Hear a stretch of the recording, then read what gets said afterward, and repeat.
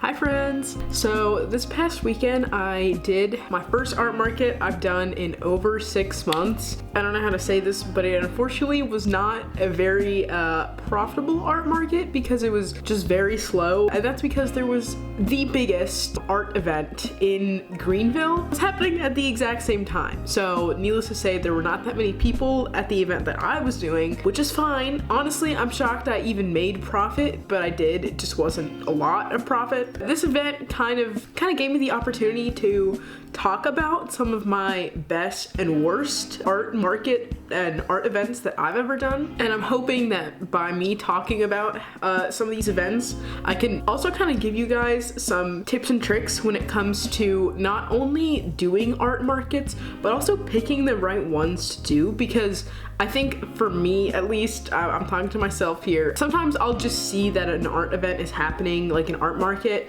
and without doing any sort of research on it or really thinking through whether I actually want to do this specific market, I kind of just apply to all of the markets that are out there, you know? So I'm hoping I can give you guys some advice on how to make the most of your art market career and just selling in person at events, you know? It's something that I've done a lot of. It's how I have made most of the money that I've made from my art. Also, in this video, I'm going to be carving a lino cut. Unfortunately, you won't see me actually print the lino cut in this video because I'm kind of saving that for something. You can see my process and you can still see like what I'm carving and what the design is and everything. I hope this video is useful, informative, or entertaining. So yeah, I'll see you guys at the end.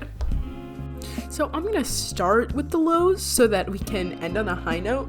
The market that I just did a couple days ago was actually the least profitable market I've ever made, meaning I made the least amount of money and I did not take home a whole bunch. Now, I didn't lose money, which is a great thing because I know that can sometimes happen with art markets, but I did not lose any money.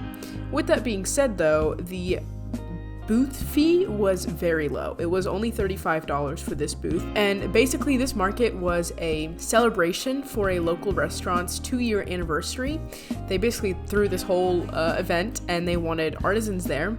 So there were actually only 3 of us there total. So only 3 booths. The area that the restaurant is in is actually typically a very busy area. So you would think that this market would be really busy, but as I said before, because that big art event was going on, there were not that many people there at all because everyone was at the other event, which I actually also heard that there were multiple other events happening the same day at the same time in the same area too. Just generally was not the best timing for the event. The reason I still did the market anyways, even though I did know that that big event was going on, is because I kind of figured that people would like want to eat after that event. So I was like, oh, then people will come to like the restaurant and then, you know, they'll come to our booths. That didn't really happen. It kind of did. There were a couple people who came up and told me that they had come from that other event, but it wasn't really that many. Anyways, the day did not really start off that great. Hey guys. I'm here at the market. I will talk more later, but that was probably the most stressful and like that's my setup for my booth did not go as smooth as I was hoping it to. I'll explain more later, but it's okay. We're set up now and just waiting for people to show up. So I chose to do this market alone, and that's because everyone else who could have helped me was kind of busy. So I did this market alone, which is okay. I've done many markets alone before. Actually, all of the markets I've done before except one I've done alone. So this wasn't really anything new. However, I had to park very far and I have a lot of really heavy stuff.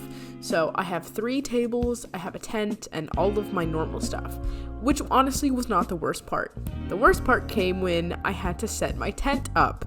My tent requires 2 people to set up, and I was basically the first artist there, meaning no one, I couldn't get my tent set up until I had the help of the girl who was boothing next to me, who was so sweet and helped me out, but it was a lot of just me struggling, trying to do it alone, and I could not, and I was getting really, really frustrated until, she showed up. That whole ordeal probably took at least 30, maybe 45 minutes in itself. But it's okay, because now my booth was set up, right?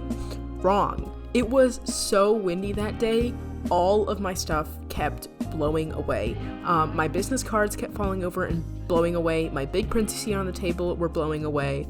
Even my paintings that I had on the easel and leaning against it kept falling and getting knocked over. So that was just not very nice either. I would say my booth was okay. It still looked decent. I didn't have enough time to prepare everything that I wanted, which is a little unfortunate, but I'm happy with it. I think it was fine. For my next market I'm doing, which is going to be in about 3 weeks, I've already kind of planned out a whole new setup. I'm actually getting a lot more boothing supplies, and right now I'm working on printing at home rather than outsourcing my prints, because I kind of just want to change up the selection of prints I have, and there's a lot of other stuff I have to change. But anyways, then as I kind of already mentioned, the day started and it was just super slow. I was kind of holding out hope that it would pick up later, but that didn't really happen. I really hate to say it because the owners and everyone here is so nice, so sweet, but it is beyond slow.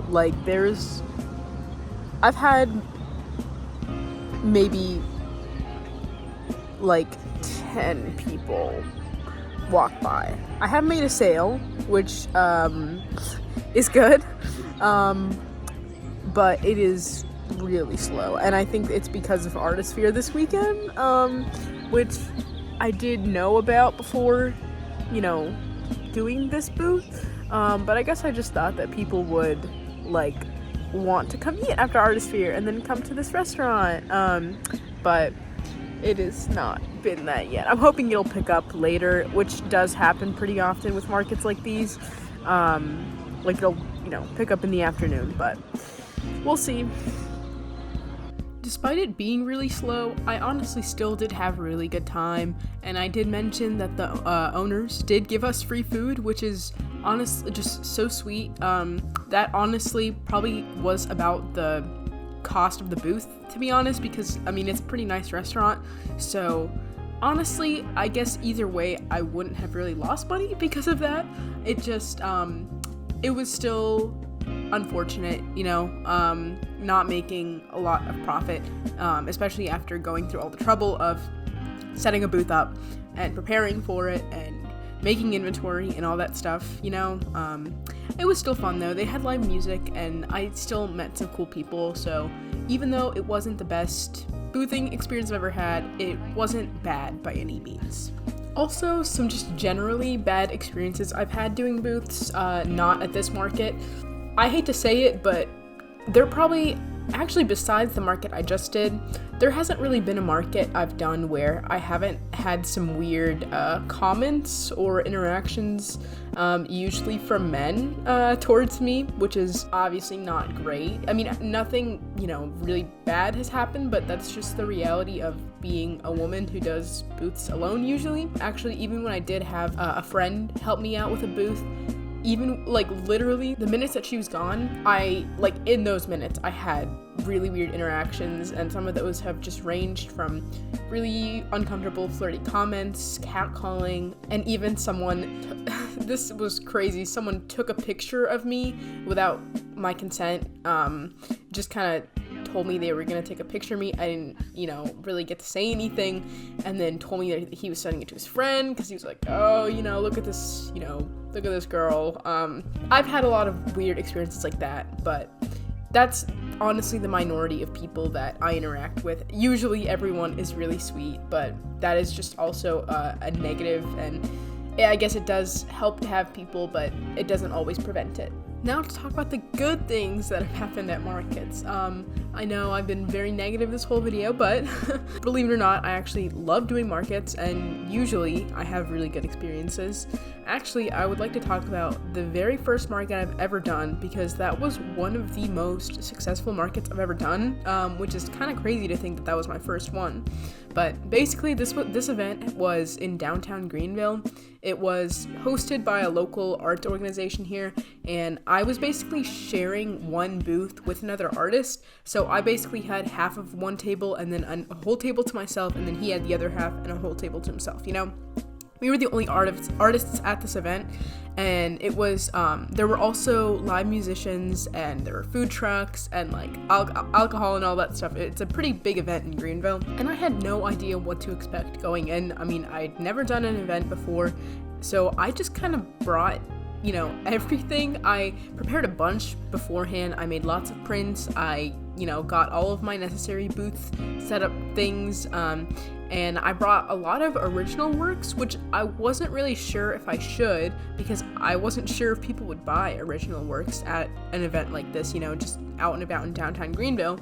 But I brought them anyways. I priced them actually way lower than I should have, but I priced them because I just wanted them to sell more than anything. I didn't want to bring them and then not make money, so I was like, I'd rather make a small sale than no sale, you know? Which I know now is not the right mentality to have when it comes to pricing your work. You should just price your work fairly, price it for what it's actually worth, you know, but I didn't really care about that at the time. So the event started, and by the way, this was a late night event. It was kind of like chill for the first maybe 2 hours. I had made a couple sales already at that point. I don't think I'd made any big sales, but I was honestly just happy that I made money in the first place, because again, this was my first market. I had no idea what to expect. I had very low expectations for myself. I was like, I just want to start doing this. I don't really care if it's that successful at first, but you know, whatever. So yeah, I mean, I made a couple sales, sold some prints. I think I had brought some ceramic work with me that I sold too. And then later in the day, it picked up like crazy. This was probably around like 7 p.m. and the event ended around 9. It was like a constant stream of people at our booth. Like, I did not have a second to sit down. I didn't, you know, I couldn't do anything. I was literally just with customers all day, just checking people out and talking with people and stuff. And I ended up meeting this couple who were really cool. Oh my gosh, such cool people. And they were really, like, I don't know, mesmerized by one of my original paintings. It was a very large-scale painting, mind you. This is 24 by 36, I believe. And it was, you know, just a painting I had done a while ago, but they loved it. And I had priced it at probably around $200, $250 maybe. It was not, I should have priced it for way higher, but they loved it. And they loved a lot of my other work too. I had some smaller paintings too that they really liked, and they ended up buying 3 original works from me. They bought that big painting, one of my smaller paintings, and a drawing. And I think they might have also picked up some prints and stuff too, but that couple, like, you know, they basically just, they bought a lot from me, mine, and a lot of that was original work, which was crazy to me. I did not ever expect selling that much work. So what did I learn from that event specifically? Well, firstly, I learned that it's really, really important at events like that to really talk to people, like talk to the customers who are there, especially if it's someone who seems interested in your work. Like, really tell them about it, you know? If they ask a question about why you did something, like, go in depth and talk about it. And it's honestly cool to, I think a lot of people also underestimate how much people care about your story and where you're coming from and your background and stuff, because I found that when I told people, because at the time I think I was 18, so people were like, honestly, like, they were curious about how an 18-year-old was, you know, boothing at an event like that. So I got to tell people my story and talk to them about what I'm doing. Like, at the time I was getting ready to go to college, so I could tell people about, like, hey, you know, I'm gonna be going to college soon, I'm trying to make some money and make a career and whatever. People love hearing about that. So really making a connection with people, like telling people your story and just showing that you're not just this robot who creates art, you know, like, you're a person, you have feelings and emotions and experiences, you know. People like hearing about that. I also learned that there is an audience for your work, regardless of what your work is. For me, I always thought that my work was too weird and just a little odd in comparison to the art scene around here, so I was actually really concerned beforehand that my art would not sell at all because it's not what people usually see, you know? But I found lots of people who really do care about my work and who obviously, you know, bought it because they like it, you know? So regardless of how you feel about your work, about how niche you think it is, about, you know, if you think you have a super small audience, it's probably a lot bigger than you think, because I was able to find my audience just out on the street. So don't underprice your work because you just want it to sell, and don't be afraid of just making what you actually want to make and bringing the stuff that you really like and that you care about, you know, to events and stuff, because there will be someone who appreciates it as much as you do. At some of the other events I've done, I always have good experiences, to be honest. I always meet lots and lots of amazing artists who end up becoming acquaintances and people that I feel like I can talk to and who are just really good connections to have, you know. I also meet really cool customers and people who end up becoming, you know, lifelong fans of my work, and that's a great thing, you know. I also love doing art trades and stuff. I do that a lot at markets, actually very often, and I buy stuff. I support the other local makers around here because obviously as a maker, I feel like that's part of my responsibility is to also support other artists. So honestly, I've had so many great experiences. The bad ones are such a small minority. And I highly encourage anyone who's interested in doing markets to take the leap. I hope you guys enjoyed this video.